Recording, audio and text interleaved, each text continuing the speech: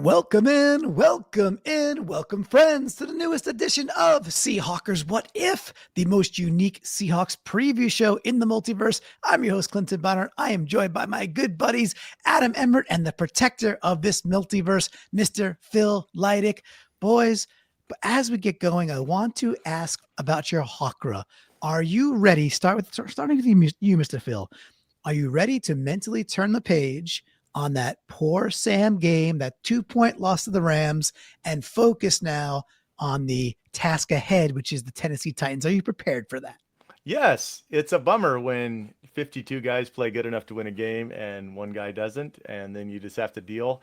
The reverse of what the Bucks game was, where everybody played good except the defense didn't play up to their normal standard, and we lost to the Bucks right at the end. But both games were right at the end, which makes me feel like we're better than both those teams. We just lost because we didn't play up to our standard.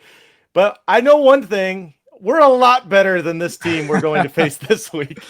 Yeah. So, Adam, similar question to you. Are you ready to breathe out and then breathe in the air of Nashville?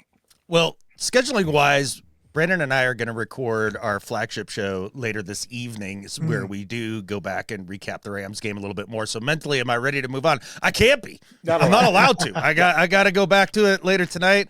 But in terms of my Hawkra and us going forward, this is the perfect get-right game. Yeah. I cannot wait to go down to Tennessee, see all the little flockers that are going to be down there, and just have ourselves a ball because this is going to be a fun week. I agree. This is going to be a good one. And if you're listening out there, whether that's audio or video, but if you're out on YouTube, youtube.com/Seahawkers podcast, hey, liking and subscribing do more than you know. So we're chasing our next milestone out there on YouTube. It costs you exactly $0. Just click the mouse, subscribe, like the video, drop the comments, hype it. It helps way more than you can imagine.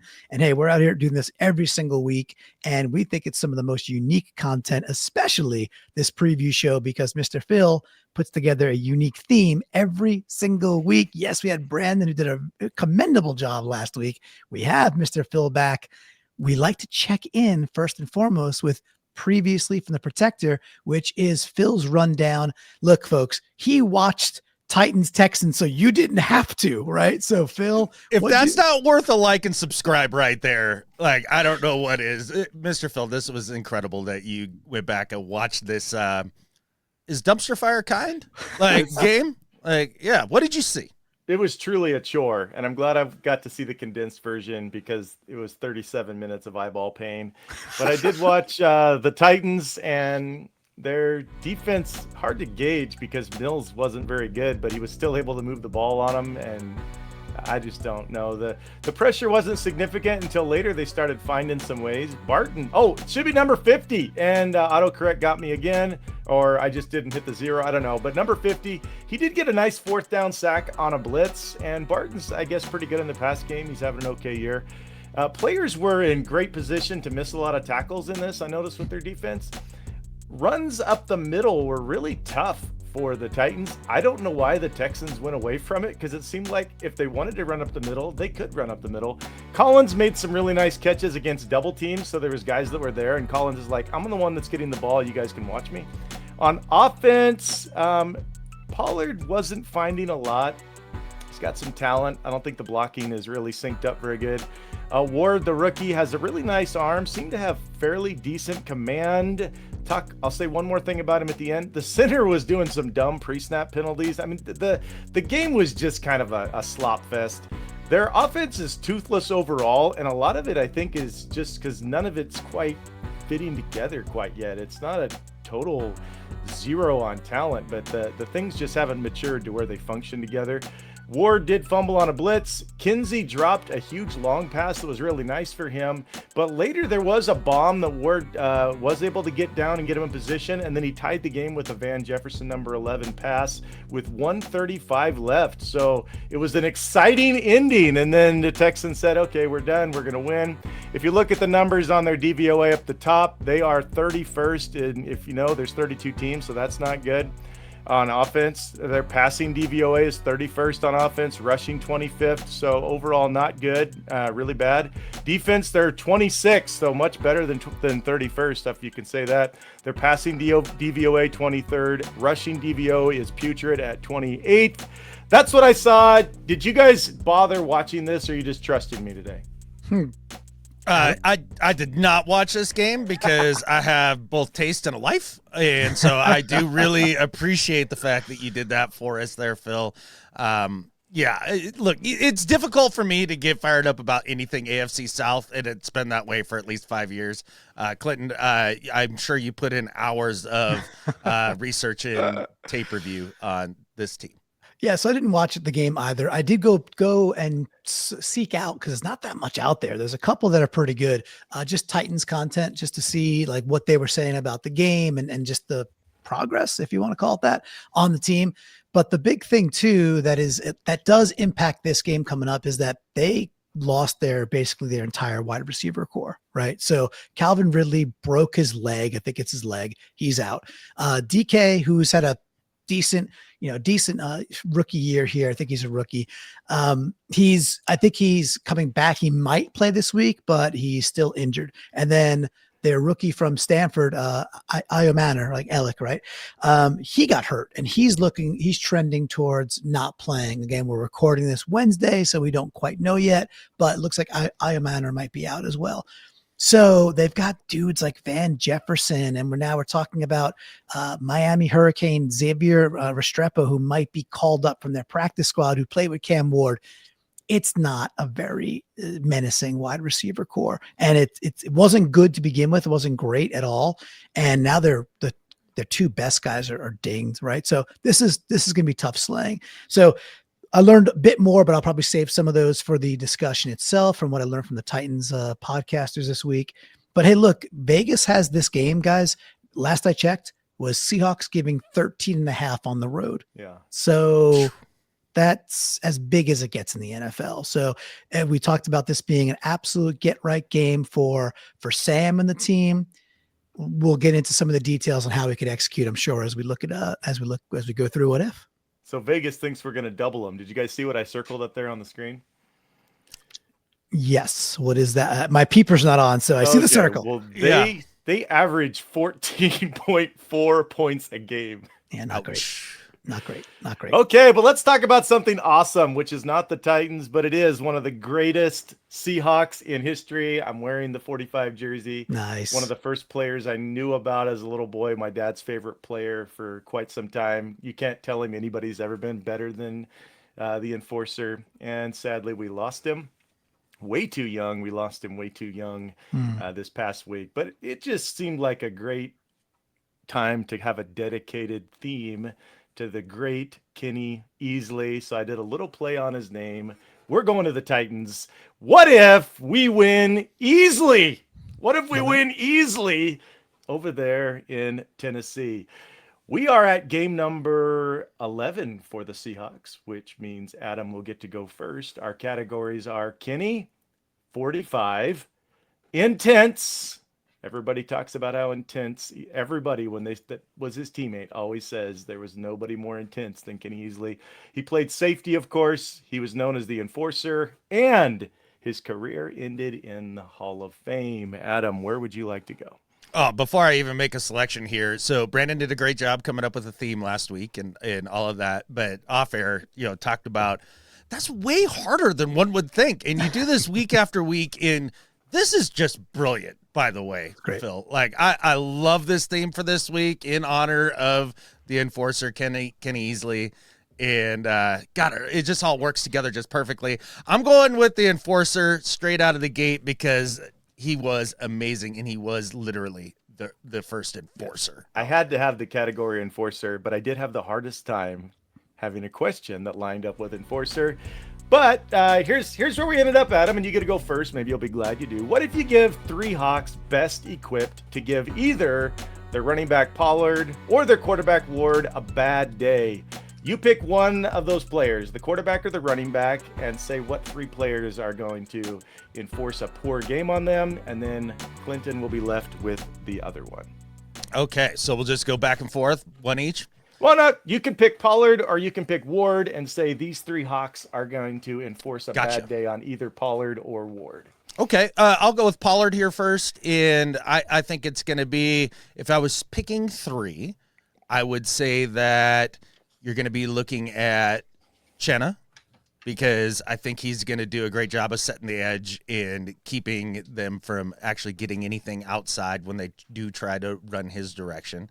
I'm going to say Byron Murphy for the second one, because he's going to plug up the middle, because they're always going to give Leo the double team, and even though I don't think even if they put three of these offensive linemen on Leo, that it's going to make a difference. But he's going to get his double teams.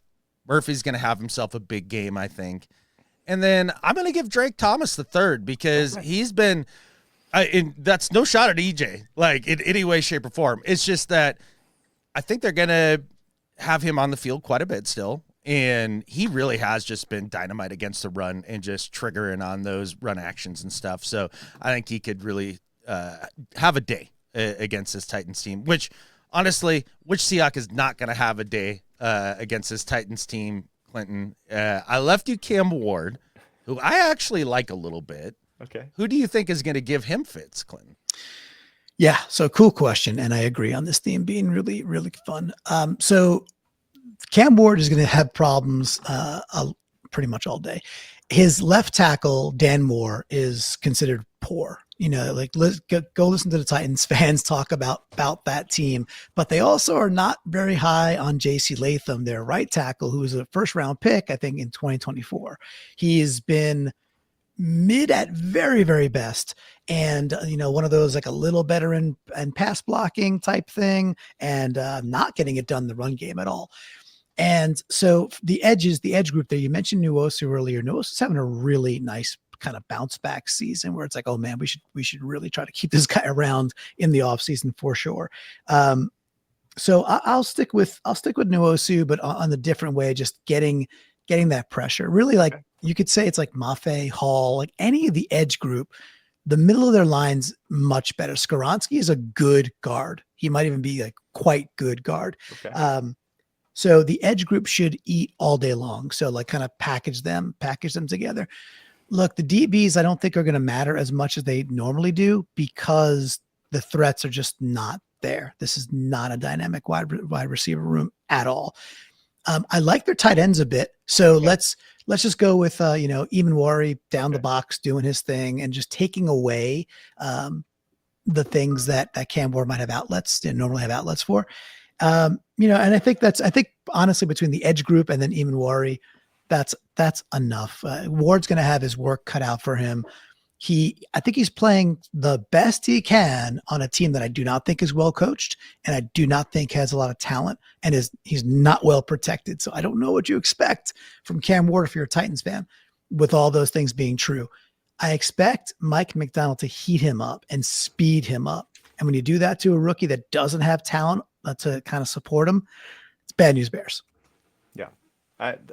We'll let you have three that way. I appreciate it. Your first two picks are all of the edge guys. Your other pick is Eman Mori, who's a lot of guys himself. So true. A fun way to use the math there, Clinton. You get to go next. We have 5 choices on the board. Well, the only one that's got math on the board is 45, right? So let's go with 4 or 5. Okay, this one I hope is fun. I did the best I could with the number 45. And this might be generous to say there'll be 45 plays that matter. I believe we're going to get to a point in this game where the offense is not going to be standard just because of the scoreboard. But let's say, what if the Hawks have 45 important offensive plays? Clinton, how would you like to see Clint balance the emphasis on the plays when the game is still potentially competitive? So I think most Seahawks fans are going to, there's like 2 things you want to see in this game, which is the continuation of the run game maturing. And now you got Mike McDonald dropping some breadcrumbs that, well, maybe K9 has earned some more opportunities while he still kind of says that K9, he still throws K9 under the bus a little bit, like you pointed out in our Discord, Phil, that he's cleaning some things up still, but he's earned some opportunities. Yeah. So we're going to want to see that. And of course, the other thing is like some get right game for whatever that's worth for Sam Darnold. So let's put those 2 things into some Look, this is actually not the best team to to just do 3 yards in a cloud of dust against, because they've got in the middle, you got Jeffrey Simmons, you got Key, you've got Tavondre Sweat, and then you got Cedric Gray and Cody Barton, who are good linebackers, Barton's and like one of the worst linebackers against the run in the NFL. He's pretty good against the pass. He's pretty good against coverage, but Cedric Gray, who's I think a draft pick from 24, he's having a good second year. And then I do want to bring up a player that I was super, super high on when we were during the draft process, and who I really wanted for Seattle, which, funny enough, Seattle traded with the Titans. And then when they moved up to get Imamari, and with the pick that we gave back to Tennessee, they took Kevin Winston Jr. out of Penn State, who had an ACL to end his career, really played last week. And he's like the one of the guys you're like, oh man, he's flying in from off screen. He reminds me of the way he plays. It, to me, it evokes like that Earl Thomas style, a missile. I'm going to go hit you. I'm going to fly in from off screen.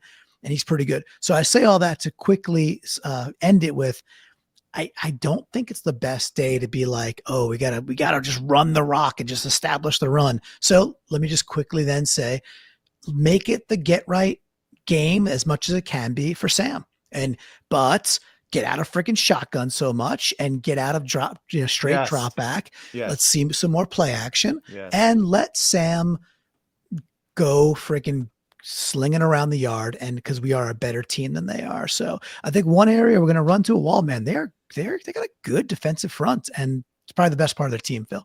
Good. I'm glad we didn't do too much canine talk, because I do have a canine question. Cool. You were kind of poking at a second ago. Adam, maybe you can help on like balancing the emphasis. Clinton did bring up play action, like the types of emphasis you'd like to see, the types of plays. And you could tell us how much run, how much pass, but maybe just how he emphasizes it. I love Clinton. He's right about 1,000 things all the time, but I think he has the emphasis on the wrong thing here. This is the perfect team to just try to run it down their throat all game, the entire game, and never stop. Look, the one part of the offense, let's take Sam to start with. Horrible QB malpractice last week, all that stuff. Fine. Okay. Do I think that he's going to have problems against the Tennessee Titans, or really any, decent to middling team on down? No, he's proven over 2 years to be great against those sort of matchups. There's no doubt about it. Why does he need extra work against the Titans at this point? I think this offense really needs to work on their running game. This is a great time to treat this as you would have treated that joint practice that they had earlier in the preseason. Hand the ball off, work on your running game, try to get better, because Clinton is correct. Jeffrey Simmons is a fantastic player. Mm-hmm. He's a fantastic player. You mentioned other players. I don't know who they are. Hopefully, other than Cody Barton. They're at least, league average guys that are good guys to go in and get work against, especially if you've got Zabel out for the week and you want to get Christian Haynes some reps just to try to work him in and get him some confidence and all that. And the number one way that you can take pressure off of Sam the next time that we come up against an actual contender and he plays a big game is to take some of the pressure off of his plate by running the football and doing it effectively.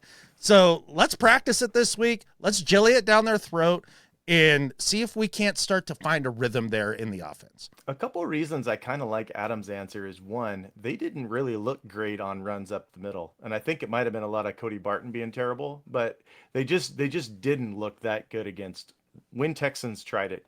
The other thing is, I just don't see how the Titans are going to score on us. So I'm not that worried about needing all these huge scores from JSN or long bombs from Rashid, which are really fun. I'm just not expecting, if they get to that 14-point mark, I think that's a disappointment by our defense. So why not just run and get it right? And I hate to pick favorites on this one, but I kind of like Adam's It's okay. That's all right. Kind of like Adam's answer. But Adam gets to go next. Where would you like to go, Adam? All right, let's go with Kenny. Kenny. Okay, I was hoping. I know K9, Kenneth Walker, he usually goes by Ken, but I wanted to talk in particular about Ken, and since he does share a name with Easley, what if K9 has proved, because that came up this week, has proved he deserves more touches. How would you especially like to see him unleashed then? You said you want more runs. Adam, is there a way that you'd really like to see him get going? As you said, we should practice against this team.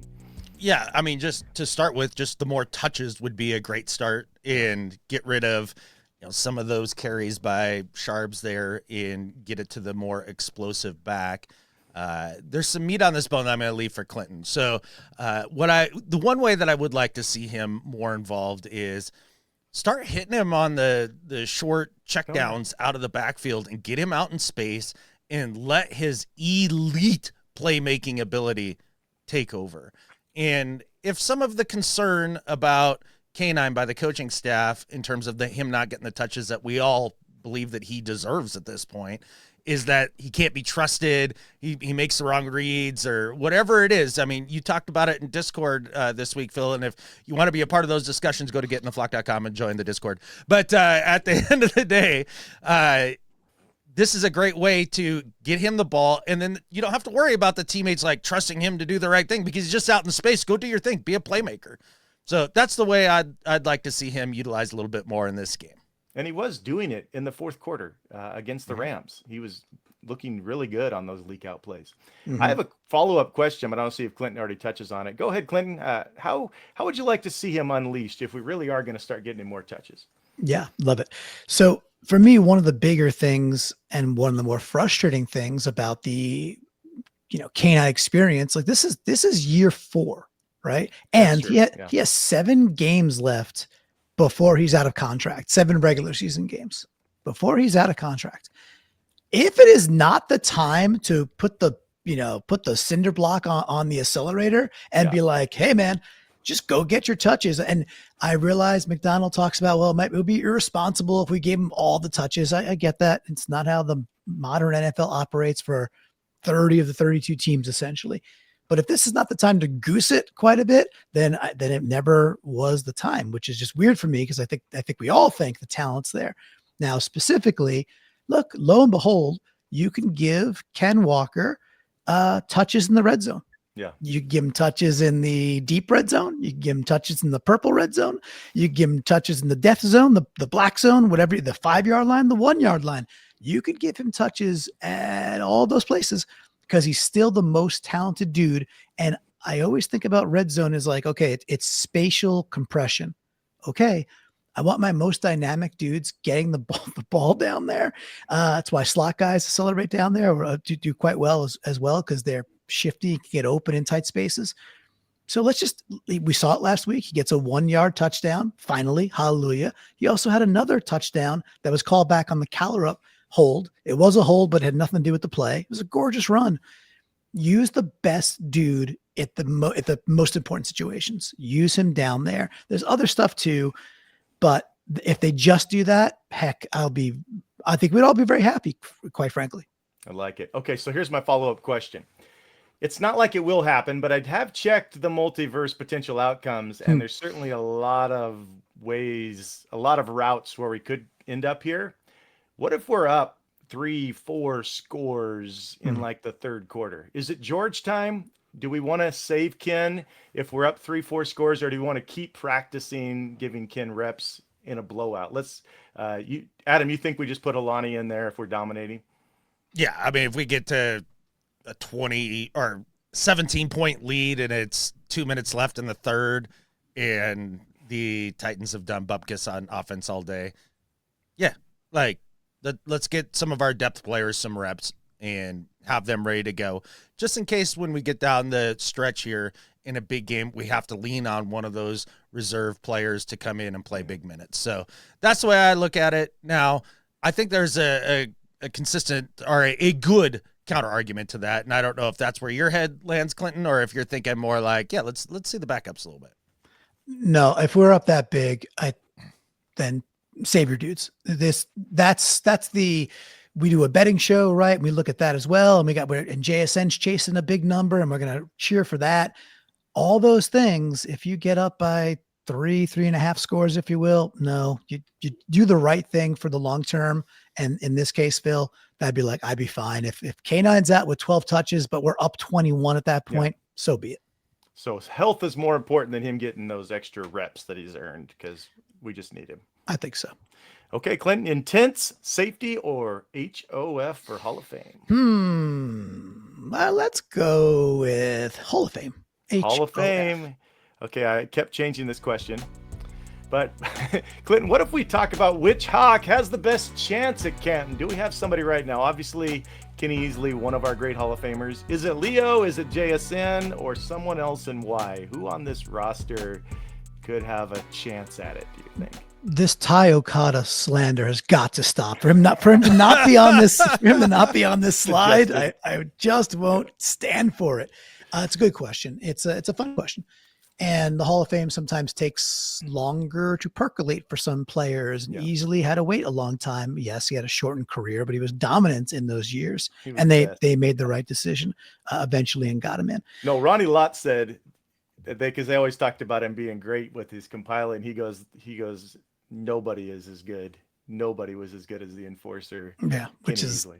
The highest praise you're going to get, right? So, which is really cool.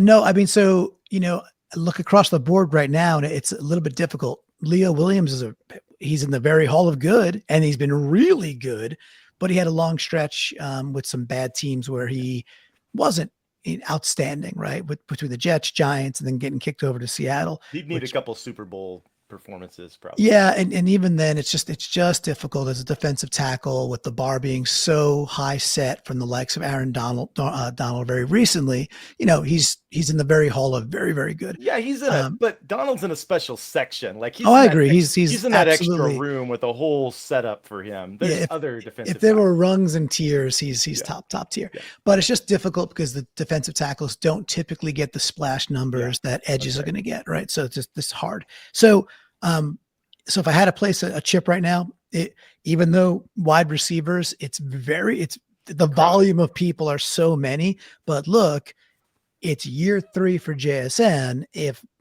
we can't extrapolate 10 more years of a dude's career, it's the NFL. It's very, very difficult. However, if I'm placing a chip right now on a dude that's like got a Hall of Fame trajectory, well, then it's going to be the guy that has a very legit shot of breaking. He just broke an NFL record. He's the only dude ever to have 10 games in a row of 75 plus yards. He just beat Steve Largent's record for most 100-yard games in a Hall of Famer season for the Seahawks, and that he did that in 10 weeks. So he has the pedigree and the trajectory to actually be a Hall of Famer. So I give it to Jason. How about you, Adam? I thought, kind of Clinton's thought process there was pretty spot on. I mean, you think about Leo not that he was terrible with those New York teams, but voters do tend to punish you for being on bad teams for a good chunk of your career, whether that's fair or not. It happens. And so not enough time to do enough great things to get in at a position that is difficult. Totally agree. The JSN part. I don't know too many Hall of Fame wide receivers that didn't have a Hall of Fame quarterback thrown it to them. And that's something that's really important. Receivers are completely dependent on the offensive line. They're completely dependent on the play caller. They're completely dependent on the quarterback to really be able to take that to the next level. What about a Seahawk that you might know of that's in the Hall of Fame? Well, I get it. I'm saying in general. Yeah. Like, if you look at, obviously, Largent, like, there you go. That's a guy who can break that mold. I don't see Sam Darnold ever making the Hall of Fame. Maybe that's a hot take. Maybe it's not. Probably not. But I think it can get difficult for him on that level, especially when there's so many compilers out there these days and the numbers in the passing games are inflated and all that stuff. I think it's just going to be tough for him. And not that he couldn't be a Hall of Fame talent or that he isn't right now, because you can make the argument for it. Is there a sneaky one on our roster that we're not thinking of? Yeah. So this is where I wanted to go. I think the sneaky one is you've got a head coach that is a defensive mastermind that uses pieces in a way that really shows up on tape and is impossible to ignore. And he did it with a guy with a similar skill set that has everybody talking about him as being a potential Hall of Famer in the future in Kyle Hamilton. Yeah. Nicky Manwari is my guy here because I think Mike can absolutely tap in to the seemingly limitless potential of a guy with the skill set that Manwari has. And with that system, with the players around him, and the skill set that he has, boy, he could easily be a Hall of Famer in my opinion. I did think of him. What about Mr. Cooper Kupp, though? Triple Crown. Look, this is a lot like Jerry Rice coming to the Seahawks late in his career, and Brandon loves to joke about the guys that have a cup of coffee with the Seahawks. You know, Dwight Freeney, Seahawks Hall of Famer, right? That sort of thing. Same thing with Cooper Kupp.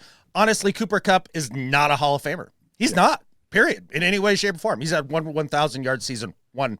And he ran the Triple Crown that year. That's great, but he's not a Hall of Famer. He's in the Hall of Very Good. Yeah, just getting an MVP and Triple Crown isn't good. I didn't think it is. I just wanted to throw it out there. Yeah. All right, we have 2 choices left. Intense or safety? Adam. Let's go with the safety. I need a safety right here. Get a safety. Okay. What if we talk about the DB matchups in this game? We really haven't talked much about it. Where do you see advantages or concerns? I know I chuckled to put this down, but we didn't bring up a lot of the names that some of their receivers going against our DBs, some of their DBs going against our receivers. What kind of advantages do you foresee in this one, Adam? All the advantages. Yeah, all the advantages. Everyone. And look, I'm going to leave some of the Titans receivers versus our defenders for Clinton here, because he did a little more work on the Titans receivers than I did, and that was basically looking up names. So good for him. But at the end of the day, it's the same thing with their DBs. Who? Like it's a bunch of who? Like they rate very badly. Let's just say that their corners do not rate well. The only name I had recognized on this roster as somebody that I thought was a good player was L'Jarius Sneed, and he's on IR. Okay. So look. JSN is going to cook today. He may have 100 yards by halftime. Yeah. On like 3 receptions. That's not a crazy take, actually. It's not. In fact, you know, the funny thing is that Clinton and I were chatting on the phone yesterday and just kind of joking around. I kind of threw out, I was like, could we take a knee every offensive play this week and still win this game by 10? And I know that's super cocky and totally overconfident. It's an NFL team. But at the end of the day, man, like there's just 3 quarters. I think we could for 3 quarters, maybe not 4. Okay. Okay. And that's no knock on Cam Ward. I actually really like Cam Ward. So in terms of this team, I think that they're going to just wipe the floor both offensively and defensively. It's just the JSN matchup against this group of DBs is almost hilarious. I don't know if you see it the same way, Clinton, but holy schmoly. They're not very talented. They're not that good, right? So their cornerbacks they're fine. I would talk. So it's Baker, and I think it's Armour Davis. Fine. That's their left and right cornerback. I don't mind their safeties. You got Amani Hooker, who at least people know it's a name. And again, it's like a 46 from PFF. That's which again, I don't watch it intensely enough to be like, is he really deserving of that number? But I know it's not a darling defensive back group. Again, I really do like Kevin Winston a lot so I like their safety combination. Yeah. Now, can the safeties do the bracketing to try and dismantle or try and shut down a little bit, like overload to JSN? Yeah, you could try it, right? You could try it. It hasn't been successful really for any team that has more dynamic groupings, like the Texans still struggle against that. So I don't expect that. So I think we're going to do just fine. Let's have hopefully this is a game where Shaheed can get a little bit more going, because through 2 games, it's been gadgety. And yes, there was the one miss where he is open and Sam underthrows him by at least a half a yard, right? That one, the touchdown, that potential touchdown, the right hand side. That's not a half a yard to me. He slowed up and it still got tipped to me. Right. I said at least that's the at least a half a yard. Because if it's a half a yard deeper, it's a touchdown. But if it's 2 yards deeper, he's catching it the back half of the end zone easily, right? So that's the at least part of that. I got you. He missed. He should put the ball with a little more zip, and it's there. He missed it, and he was open for sure, obviously. But the other area where I don't think the Titans are that bad, right, is their tight end room. I like their tight end room. So you got Chigo Okonkwo, who, again, he's not going to be getting a huge volume of stuff, but the other dude is their rookie from Texas, who I liked, again, pre-draft process, Gunnar Helm. Gunnar Helm's having a pretty good little rookie year where he's starting to get 3 to 5 catches every game. And when I'm not going to go off too long on I really did not like the Arroyo pick where we took him at 50, and I've got my reasons. Sure. And I was like, there's dudes out there like Gunnar and Helm, who I think are more complete tight ends, who have good hands, who can get just as open as Arroyo in the NFL, even though he's quote unquote slower, in underwear type thing. And Gunnar Helm's good. So, and Cam Ward is using the tight ends because they don't have good weapons on the outsides, guys. They just don't. So, but we're very nicely situated to not let tight ends kill us. We have a lot of talent there. I think it's gonna be very tough slaying for this Texans team, guys. I just do. The Titans team. Not much more to say about that, Phil. It's like that's. And truly, this is kind of a way to give flowers to Ward. He really doesn't have a lot of work with. When you watch him throw it, that ball, it comes off his arm differently. Good arm. Quarterback. It's like a Justin Herbert kind of arm. Like it goes. So I wish for him and for Titans fans they had someone that could capitalize on the other end. But right now, I just don't see them beating our guys. We are left with the final decision, the final section, which is intense. It's Nice. the one word that everybody says when they talk about Mr. Kenny Easley. So intense, every teammate knew it. And here's really the point. Here's really what this game comes down to. The only way the Hawks lose is if they mess around and play with their food and do some really dumb things. What if you give the keys to keeping the intensity on point when you go from a huge high of playing your division rival, your number one competitor, that might stop you from getting where you want to go, to now you turn around and play what is really a not scary opponent? How do we keep the intensity up, Clinton? I love that you brought this up because it was like one more point that I wanted to make sure I kind of got to. And this leads me right to it. Being favored by 13.5. To focus on how could Seattle lose this game, because you can, in the multiverse of possibilities, yes. Seattle could walk out of Tennessee with an L. It would be tragic and it would really put the season sideways. But for me, I think it would have to happen if we recall that Jets game last year where we just made blunder after blunder on kickoffs. Remember, then we cut dudes the next week and we fumbled 2 kickoffs in a row, or if Sam is bad early and we give them the ball at the 5-yard line, 10-yard line, and all of a sudden we get a little bit more tense than this game should ever make us feel. That's how Vegas could get upset and Seattle could actually potentially be in a situation to lose this game. By the way, the Jets game, Seattle came back and won the game, right? They put all that crap in the rear view and then played a good second half and pulled away and actually won the game pretty convincingly. Okay, cool. So to keep the level of intensity up, maybe it's starting on maybe going the inverting this and being like, okay, can we be very crisp on special teams? Because the opening kickoff, cool. Can we get them, if we're kicking off, can we get them starting their 20 or closer to their goal line? Start putting pressure on right away. Don't give up a 45-yard return. Don't give up a dynamic punt return. Don't get a punt blocked.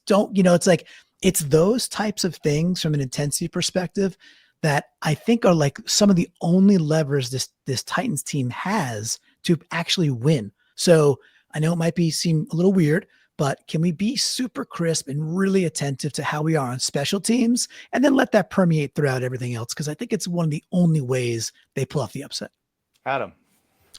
About the only way they could lose this football game is if Sam somehow got worse against the Titans than he was against the Rams. So he wouldn't have to throw 4 picks. He'd have to throw 5. Not happening. There's no universe in which that happens. And you use the word intense for the question here. It's so unlikely that they let this one go that it would have to be rando special team stuff or Sam literally going into a mental spiral that's not going to happen, and him just really crapping the bed even worse this game. But use the word intense, right? I mean, it can be your whole line of scrimmage doesn't take things seriously and they feed off the ridiculous overconfidence and they don't bring it, right? Can that happen? That can happen, but I'm going to tell you why there's about a 2% chance that could happen this week. You just played your division rival. Yeah. And you lost bitterly. And you've got people attacking your quarterback like me. And you've got Ernest Jones out there telling people to bleep off if they do have anything to say about it. This team is going to rally. This team is angry, and they're going to take it out on the Tennessee Titans. Like, I don't see a Mike McDonald team showing up on the road and not having the intensity. That's just not their MO. It's not something Mike does.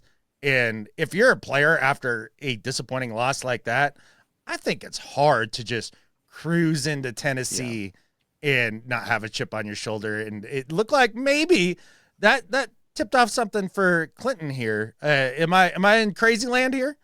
No, you're insanely sound spot there, man. The one thing I want to add is maybe a different answer for you, Phil, quickly is we were poor tacklers in the first quarter last week against the Rams. So intensity often goes along called intensity and focus. But if you're not being intense with like rallying to the ball, et cetera, we're sitting here basically making fun of this team, saying they don't have dynamic playmakers, but still an NFL team. And we're not bashing Ward. We think Ward is doing kind of the best he can with not a great team here. So it's just also that intensity and that focus on tackling, rallying to the ball. If Tyjae Spears is getting little dump offs and that's what they could access, well, then keeping him to a 4 to 6 yard gain and not allowing anything that's like we saw with Kyron Williams last week early. It's like, okay, he could be tackled right for a 5 yard gain. It's well blocked, but it's a one-on-one matchup. And nope, that goes for 30 yards and he's tackled the one type stuff. You can't have that. Like, I don't care who you're playing. If that intensity is not there, it can be very difficult to, you could let a bad team hang around, and that's when things get dangerous in the NFL.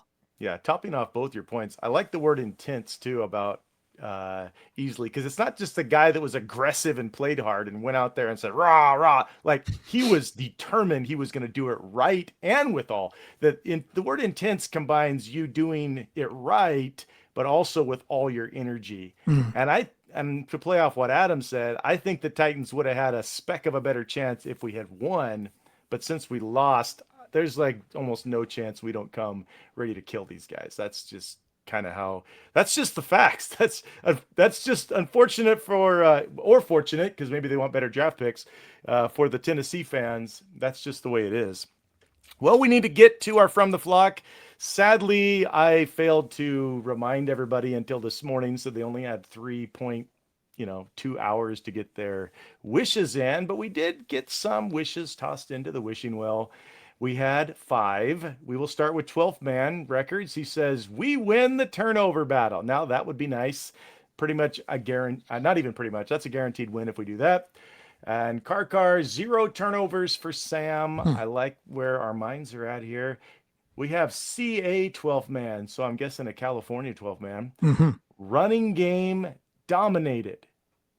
Domination. Over 200 team yards and 3 touchdowns in the run game. See, all these wishes are possible. I like them. Josh DeHuman. Bradford and Lucas allow 0 pressures, 0 quarterback hits, and 0 sacks. On top of that, at minimum, they each get 1 pancake. So Josh wants a lot. Bunny, it's the Titans. Bury them. Win by 20 plus. Any of those stand out to you, Adam? Yeah, I would say Josh is here with Bradford and Lucas, only because if they do their jobs well, that really does help to make up for the fact that we're on a backup center, who I like Olu fine. I'm not bashing him by saying he's a backup center, but he just is this year.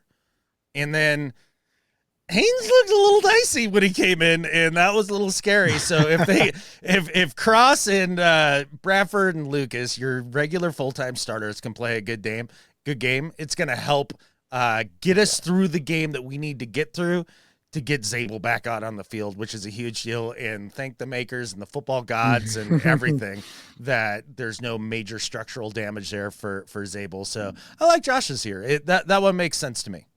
Yeah, and hopefully Cross doesn't try to overhelp and blow his own assignments because he's so worried about the fella next to him this week. Any of these pop out to you, Clint, before we get to y'all's wishes? Yeah, very quickly. California 12th man, who he's going to be down in Nashville with us. So we're going to get to meet him, which is cool.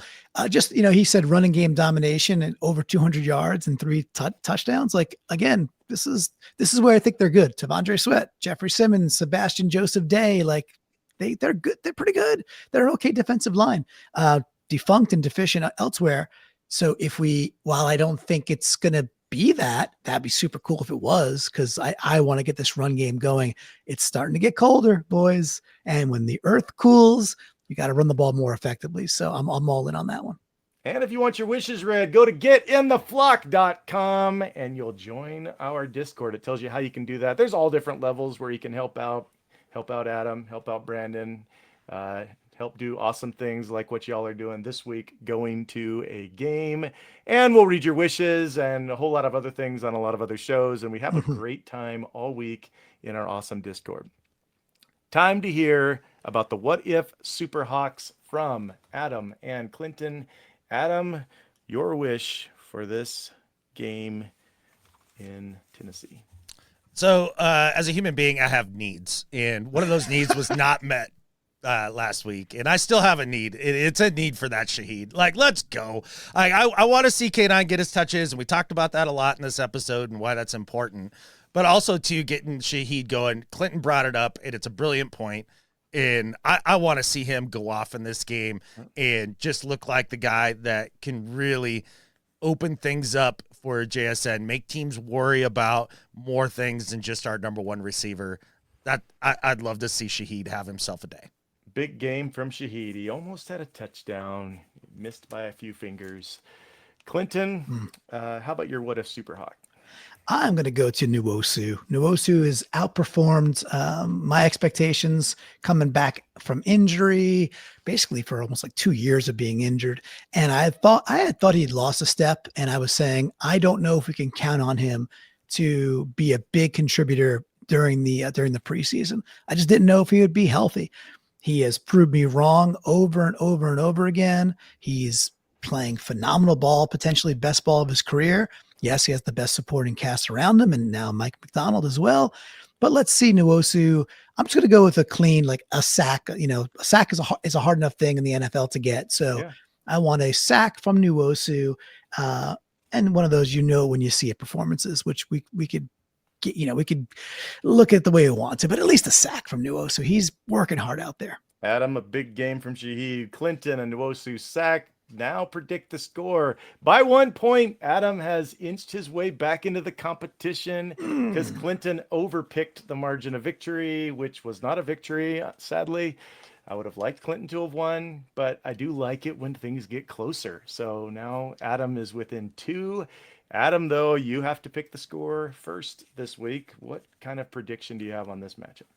Yeah, I love going first here. I love playing with my food earlier in this season, like the Seahawks won't in this game, and letting Clinton get out to the 6-4 lead. So now it's time to reel him back in and just come away with the trophy. It's just what I do. But I'm going to go 28-3 here, and that is hyper confident, hyper cocky. It's above a massive line that Vegas has already given here, and I don't care. Like I just look at this game, and if the Seahawks take this at all seriously, and coming off of the last week that was just kind of a soul crushing type loss, they're gonna murder these poor guys in 28-3. We'll see if Clinton's got a closer score. It's gonna be interesting. A 25-point victory, 28-3, 31 total points in this game is all. Clinton, what do you got? Yeah, I was thinking similarly, but not quite as blowout-y. Look, Vegas is often correct. They're usually pretty dialed in. Games like this, they could be way off, by the way. They got the Sunday game exactly right, unfortunately. Yeah, unfortunately, right? They did. Yeah. They did. So they're predicting Seahawks by 14 in a game where I don't know how to. It's just one of these things where we could be out to a big lead and we kind of, just stop because we want to rest dudes. That would not be shocking if halfway through the third quarter, we're seeing backups, at least the start of the fourth quarter. So all that being said, I think a pretty comfortable victory. I'm going to go 24. I'll give the Titans 27 to 10, 3 touchdowns, 2 field goals. Titans get in the end zone once, fine. 27-10 is a pretty easy day. Yeah, 27-10 I could see happening, especially if like Leo and Spoon and some of those guys just aren't playing in the fourth quarter, which is very, very possible. And they just get a Cam Ward bomb that happens to work or something in there. Mhm. I can totally see that. All right, gentlemen, that's all I had. I know Clinton's got to get to work. Was there anything that was missed that you said we needed to talk about in this matchup? No, think we- just yeah. Nailed it. Yeah, I think we're good. It just let's have some fun. Like this is a get right game in every possible way. So let's just go at it with the intensity, Phil, that Kenny easily would have. Let's get that easily win. And let's just do all the things we got to go do. So every flocker that's traveling to Nashville, including myself, that we have a fun time, not just before the game, not just after the game, but also during the game, that we are having fun because our Seahawks are just taking care of business. Same with you, Adam? Nothing? Oh, for sure, man. Look, the Seahawks are going to roll into Nashville, and in honor of Kenny Easley, they're going to enforce their will on this poor team. It's going to be a bloodbath. Can't wait for it. So we're going to win easily. Gentlemen, with all that said, what if we say Go Hawks. go Hawks? Let's win easily. Let's go. Go Hawks.